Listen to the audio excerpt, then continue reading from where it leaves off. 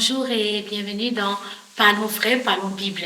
Ce matin, nous allons parler du chemin de la foi et pour cela, nous irons dans l'évangile de Luc au chapitre 17, les versets 11 à 14. Je lis.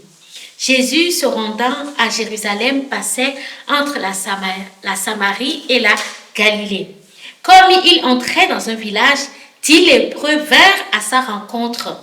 Se tenant à distance, ils élevèrent la voix et dirent: Jésus, Maître, aie pitié de nous. Dès qu'il les eut vus, il leur dit: Allez vous montrer au sacrificateur. Et pendant qu'ils y allaient, il arriva qu'ils furent guéris. Amen. Comprenons que lorsque ces lépreux crient à Jésus, Jésus ne les guérit pas. Jésus ne dit rien. Jésus aurait pu les toucher pour dire: soyez purs, comme il a pu le faire avec un autre lépreux dans les évangiles. Il n'a pas proclamé de formule de guérison, rien du tout. Il leur dit simplement: allez vous montrer au sacrificateur. Pourquoi? Parce que à cette époque, dans la loi de Moïse, c'est le sacrificateur qui atteste de la guérison du lépreux. Quand un lépreux guérit, c'est le sacrificateur qui doit observer et attester et dire: c'est vrai, il était lépreux et maintenant il est guéri et il sera réintégré dans la société.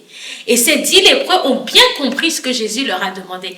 C'est des gens qui sont familiarisés avec la loi. C'est pour ça qu'ils ne se sont pas approchés de Jésus. Ils sont restés loin et ils ont crié. Parce que c'est ce que la loi dit. La loi dit que quand tu es lépreux, tu n'as pas le droit de te mélanger. Tu es impur. Tu dois rester à l'écart de la foule.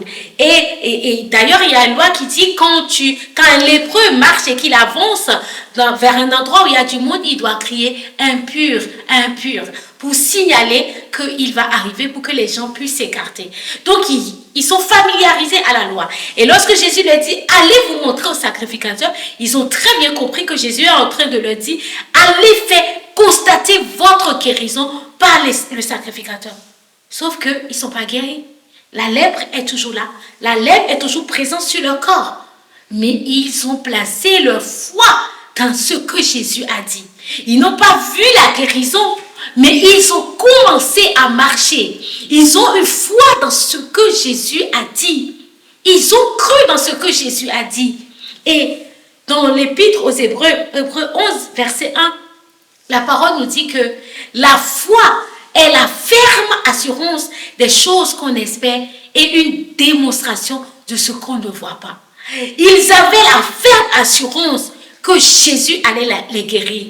Et ils ont fait comme si c'était déjà arrivé. Une démonstration des choses qu'on ne voit pas. Ils n'ont pas vu encore leur guérison. La guérison n'était pas là.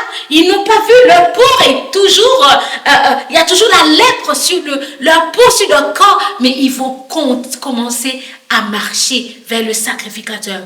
Ils démontrent, ils font comme si la guérison était déjà là. Ils font comme si ils étaient déjà guéris. Ils partent chercher leur certificat de guérison alors qu'ils n'étaient pas encore guéris. Une démonstration des choses qu'on ne voit pas encore. La ferme assurance. Le chemin de la foi commence par un cri: aie pitié de nous, Jésus, sauve-nous. Mais la marche doit être ancrée sur une ferme assurance. Ils ont pris le chemin et leur foi les a sauvés. La Bible dit que pendant qu'ils y allaient, ils ont été guéris. Le chemin de la foi.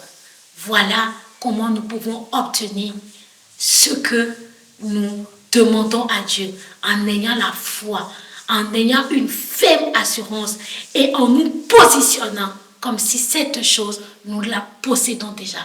Que Dieu vous bénisse.